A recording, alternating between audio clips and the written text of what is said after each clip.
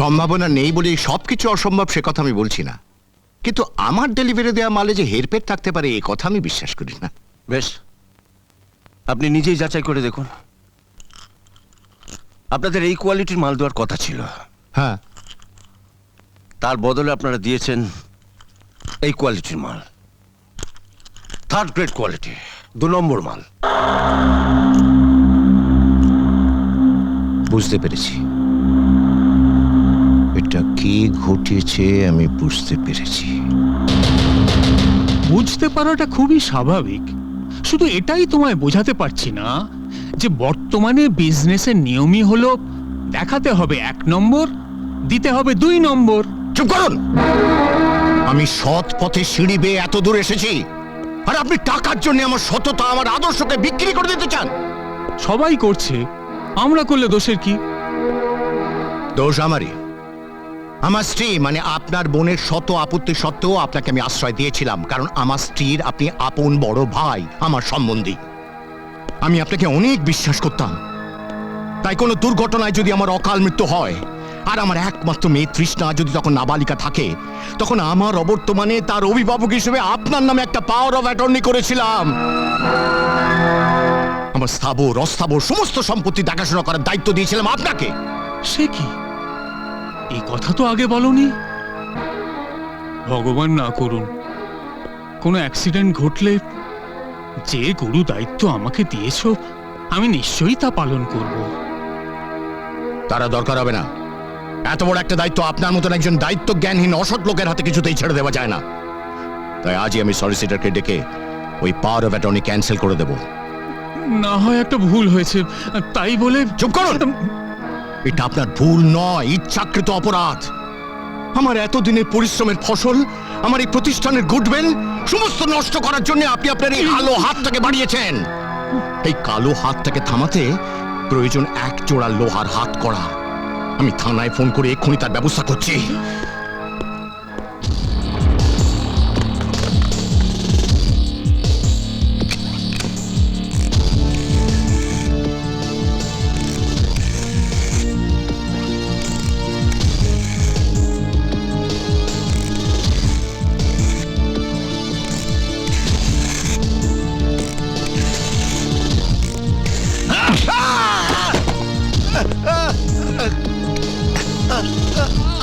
আপনি আপনি আমায় মারলেন।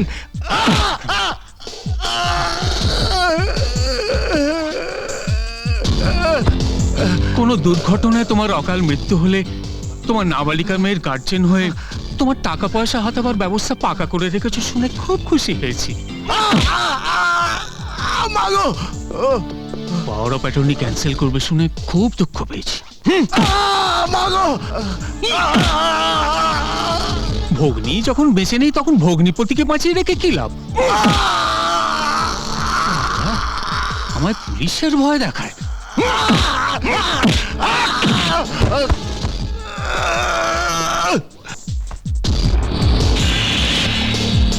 সোমেনের লাশটাকে ট্রাকের চাকার তলায় এমন ভাবে কোচলে দিবি যাতে সবাই এটাকে আত্মহত্যা বলে ধরে নেয়।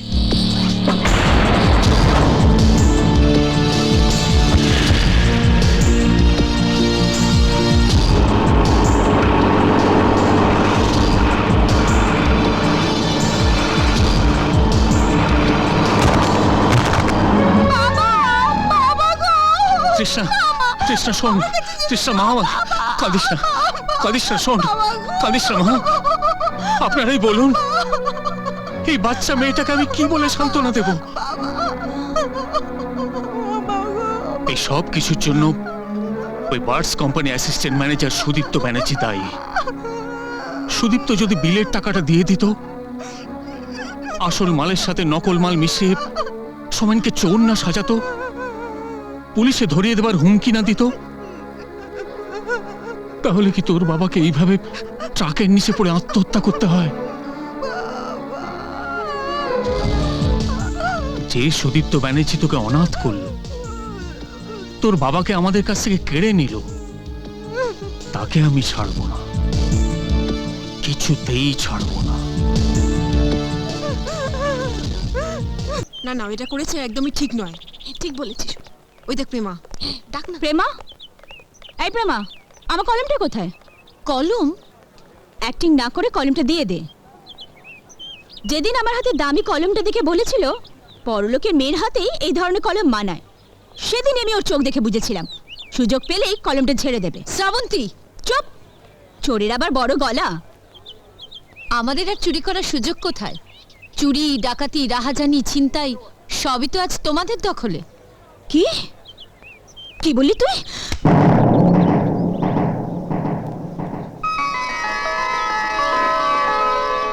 আমার সঙ্গে বেয়াদবি করার সাহস তুমি কোথায় পেলে?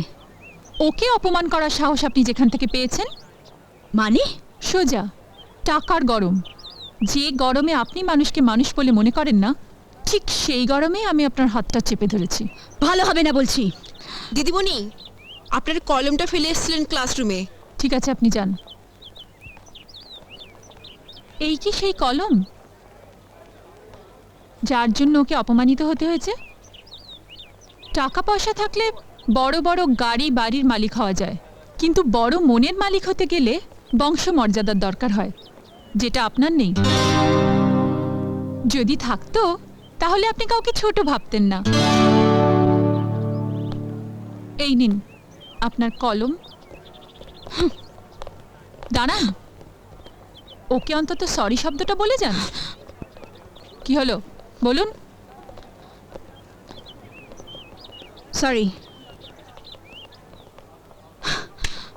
আয়।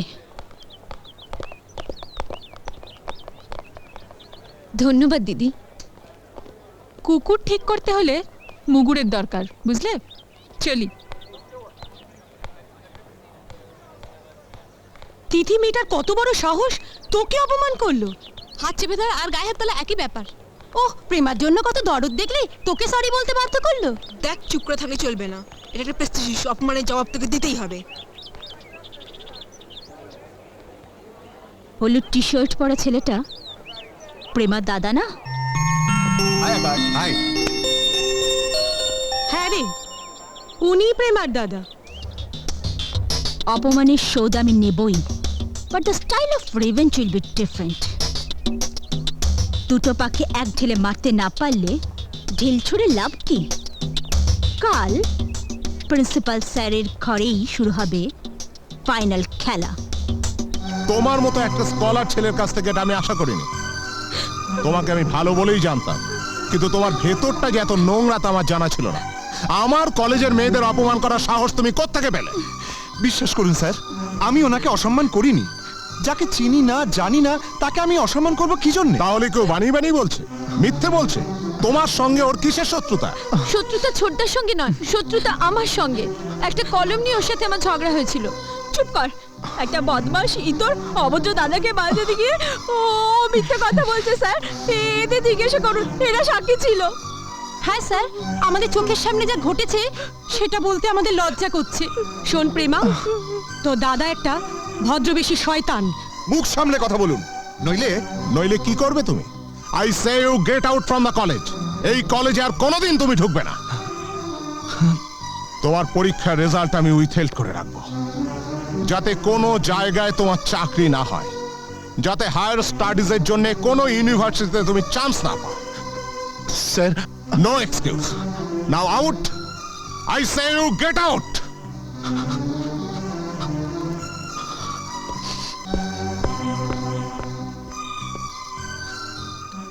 আপনাকে অনেক ধন্যবাদ স্যার।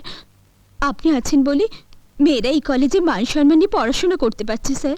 হ্যাঁ স্যার। আসি স্যার। এসো। আসছি। চল চল। আরে আরে আরে আরে আরে, এতে কান্নার কি আছে? কলেজে যাদের লেখাপড়া বন্ধ হয়ে যায়, পণ্ডিত মশাইয়ের পাঠশালা তো তাদের জন্য খোলাই আছে। থামুন, প্লিজ স্টপ। আপনাদের কি মনুষ্যত্ব বলে কিছুই নেই? বোনের উপর প্রতিশোধ নিতে গিয়ে এই নিরাপরাধ নিরীহ ভাইটাকে কলেজ ছাড়া করছেন? এ কেমন বিচার? এ তো অন্যায়। বেশ তো, প্রতিবাদ করো। যেমন ভাবে প্রতিবাদের নাম করে গতকাল ওর বোনের হয়ে দালালি করতে এসেছিলে। দালালি আমি করেছি, সাজা আমাকে দিন। ওদের সর্বনাশ করছেন কেন? ওদের সর্বনাশ দেখলে তুমি কষ্ট পাবে, ভয় পাবে, আমার সঙ্গে ঝগড়া করার কোনোদিন সাহস পাবে না। তাই প্রিন্সিপাল স্যারকে এতগুলো মিথ্যে কথা বানিয়ে বানিয়ে না বললেও পারতেন। কলিযুগে সত্যের কোনো দাম নেই। তাই বলে আপনি একজন ভদ্রলোকের নামে বলে দিলেন যে উনি আপনার গায়ে হাত দিয়েছেন। তোমাদের কপাল ভালো, আমার বলা মিথ্যে কথাগুলো স্যার বিশ্বাস করেছেন। নয়তো তোমাকে আর প্রেমাকে শিক্ষা দিতে প্রয়োজনে এর থেকেও জঘন্য কিছু বলতে আমি প্রস্তুত ছিলাম। তাই? কিন্তু যেসব সাক্ষীর উপর নির্ভর করে আপনি মিথ্যে অভিযোগকে সত্যি বানিয়েছেন, সেই সব সাক্ষীরা যে এখন আর আপনার পাশে নেই, সেটাকে আপনি লক্ষ্য করেছেন? হ্যাঁ, ওদিকে কেউ নেই, এদিকে দেখুন। যারা আপনার হয়ে সাক্ষী দিয়েছিল তারা এখন সবাই আমার দলে। তুমি এদের পিস্তলের ভয় দেখিয়ে মিথ্যে কথা বলিয়েছো। আমি পিস্তল? কেন মিথ্যে অভিনয় করছেন? পিস্তল হাতে তো আপনাকে অনেকেই দেখেছে। হ্যাঁ স্যার, পিস্তলের ভয়ই আমরা বাধ্য হয়েছিলাম মিথ্যে বলতে। হ্যাঁ, আর আমার বুকে ওরা পিস্তল থেকে বলেছিল যে আকাশবাবুর বিরুদ্ধে সাক্ষী না দিলে ওরা আমাকে গুলি করে মারবে। হ্যাঁ স্যার। আপনার সাক্ষীর মতো সাক্ষী হচ্ছে তো? স্যার, আপনি আকাশবাবুকে কলেজ থেকে বের করে দেওয়ার পর ও আমাদের মিষ্টি খেতে 2000 টাকা দিয়েছে। এই তো স্যারকে পাপের টাকাগুলো দিয়ে দে। হ্যাঁ দে তো, দে স্যারকে দে তো। এই নিন স্যার। আমি জানি আপনি ওদের কোনো টাকা দেননি। আমি ওদের 6000 টাকা দিয়েছি। 2000 টাকা এখন যেটা ওরা স্যারকে জমা দিচ্ছে, আর 4000 টাকা ওদের চারজনের। ওই যে 4000 টাকাটা, সেটা হলো ওদের মিথ্যে সাক্ষী দেওয়ার ফি। স্যার, এতদিন আমরা সাবতী দেবীর পালিত গুন্ডা পান্ডাদের ভয় কিছু বলতে পারিনি। গুন্ডা পান্ডা? হ্যাঁ স্যার, বাইরের রাজাবাজে ছেলেদের নিয়ে এসে কলেজে আড্ডা মারেন, নেশাও করেন। নেশা করে? হ্যাঁ স্যার, ও ঠিকই বলেছে। সব রকমের বাজে নেশার অভ্যেস আছে ওনার। সিগারেটের মধ্যে গাঁজা পুড়ে এমন ভাবে টানে না স্যার, না দেখলে বিশ্বাস করতে পারবেন না। ওদের মিষ্টি খেতে 5000 টাকা দিয়েছি।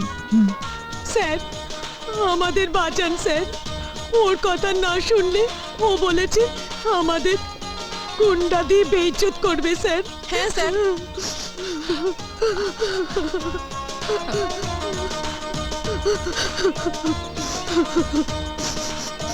বিশ্বাস করুন, ওদের কাঁদার জন্য আমি কিন্তু কোনো টাকা দিইনি। আসলে বাঙালির জাত তো ইমোশনাল, তাই একটু বেশি বেশি করে ফেলছে। এইসব সমাজবিরোধী কাজে আকাশদা বাধা দিয়েছিল বলেই ওর আকাশদার উপর এত রাগ। আকাশ, তোমাকে ভুল বুঝে আমি অন্যায় করেছি, তোমার উপর অবিচার করেছি। এজন্য সত্যিই আমি দুঃখিত। কলেজের নোংরামি প্রতিহত করতে, পরিবেশকে সুন্দর রাখতে, সমাজ শত্রুদের বিরুদ্ধে যেভাবে তুমি রুখে দাঁড়িয়েছো, তার জন্য আমরা গর্বিত। তুমি আমাদের এই কলেজের অহংকার। I am proud of you.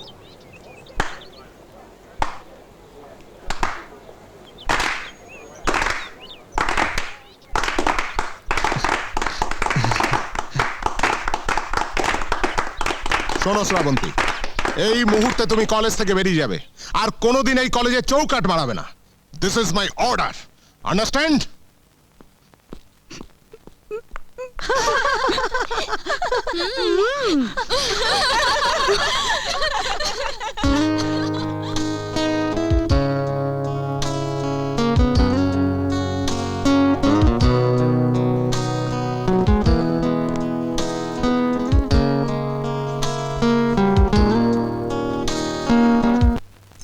এ তো দেখছি অগ্নিকন্যা। মেয়েটার বুদ্ধি আছে বল। শুধু বুদ্ধি নয় গো বৌদিমণি, ওর প্রতিবাদ করার ক্ষমতা দেখার মতো। তোদের পাশে এসে ও যদি সময় মতো না দাঁড়াতো তাহলে একেবারে সর্বনাশ হয়ে যেত বৌদিমণি। আমার কেরিয়ারে 12টা বেজে যেত, তার সাথে সবার মান সম্মান ধুলে মিশে যেত। ওকে যে কি বলে কৃতজ্ঞতা জানাবো। সারা জীবন যাতে কৃতজ্ঞতা জানাতে পারো সে ব্যবস্থা করলেই তো হয়। একদম মনের কথা বলেছো, তাই না ছোটদা? এই বড়দের মাঝে এত আগ বাড়িয়ে কথা বলিস কেন রে? বড্ড পেকে গেছিস। যে বয়সে তোমার পেকে যাবার কথা সে বয়সে তুমি কাঁচাই রয়ে গেলে, এটাই আমাদের দুশ্চিন্তার একমাত্র কারণ। চল প্রেমা। বাবা আজ তোমাকে দেখা করতে বলেছে। বাবা? ওরে বাবা! ভয় পাচ্ছ কেন? তোমার জন্য যে চাকরির কথাটা বলেছিলে, সেটা আমি বাবাকে বলেছি। চাকরি পাওয়ার মতো দুটো যোগ্যতাই তোমার আছে আকাশ। এক, তুমি ট্যালেন্টেড ছেলে, ভালো রেজাল্ট করেছো। 2, আমার একমাত্র মেয়ে তিথি তোমাকে পছন্দ করে।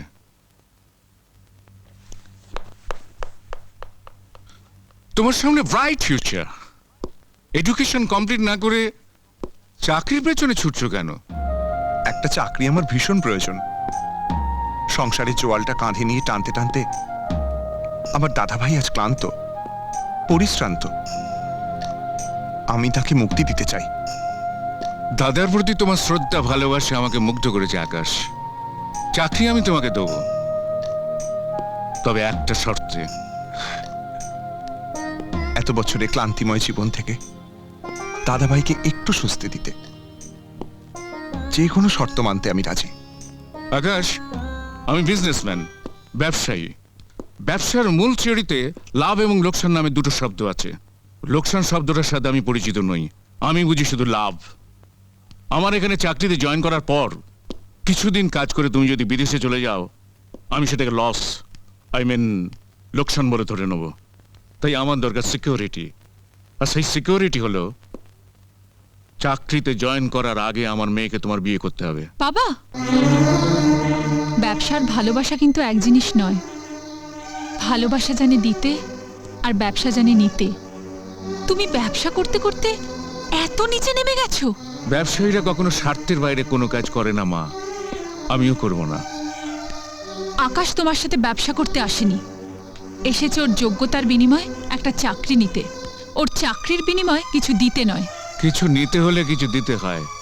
আমি লেনদেনে বিশ্বাসী, আর লেনদেনের আর এক নাম বিনিময়। বাবা, হ্যাঁ, আকাশ চাকরির বিনিময়ে চায় তার দাদার সুখ, আমি ওর দাদার সুখের বিনিময়ে চাই আমার মেয়ের মুখের হাসি। বাবা, আকাশের ঘরে বিবাহযোগ্য বোন আছে, ওকে বিয়ে না দিয়ে আকাশ বিয়ে করলে নানা রকম প্রশ্ন উঠতে পারে, সামাজিক সমস্যা দেখা দিতে পারে। সমস্যা যেখানে আছে সমাধানও সেখানে আছে। ওর বোনের বিয়ে না হওয়া পর্যন্ত লোক জানাজানি, লৌকিকতা, অনুষ্ঠান এসব বাদ দিলেই হয়। কোর্ট বা ম্যারেজ রেজিস্ট্রি অফিস তো খোলাই আছে। বাবা, তুমি আকাশের দুর্বলতার সুযোগ নিয়ে শুধু নিজেকেই ছোট করছো না, তুমি আমাকেও ছোট করছো। আকাশ, আকাশ, আকাশ, তুমি এখান থেকে চলে যাও। আকাশ, তোমার যা যোগ্যতা আছে তুমি অনেক ভালো ভালো চাকরি পাবে। আকাশ, সামান্য সামান্য একটা চাকরির জন্য তুমি এত বড় অপমান সহ্য করে দাঁড়িয়ে থেকো না। আকাশ, চুপ করে দাঁড়িয়ে থেকে আমি তোমাকে অপমান করেছি, অপমান করেছি আমার ভালোবাসাকে। একজন ব্যবসায়ীকে আমি বোঝাতে পারিনি তারই পাল্লায় ভালোবাসা অর্জন করা যায় না। একজন হৃদয়হীনকে বোঝাতে পারিনি হৃদয় দিয়েই হৃদয়কে বুঝতে হয়। চলো তিথি, এক্ষুনি বালিগঞ্জ ম্যারেজ রেজিস্ট্রি অফিসে গিয়ে তোমাকে বিয়ে করে তোমার বাবাকে বুঝিয়ে দেব আমার ভালোবাসার গভীরতা কতটুকু। চলো না, চলো তিথি। না না, কি বলছেন? আকাশ বিয়ে করছে? বিশ্বাস না হয় বালিগঞ্জ ম্যারেজ রেজিস্ট্রি অফিসে গিয়ে নিজের চোখে দেখে আসুন। বিয়ে হবে অথচ গার্জিয়ানরা জানতে পারবে না, তাই কখনো হয়?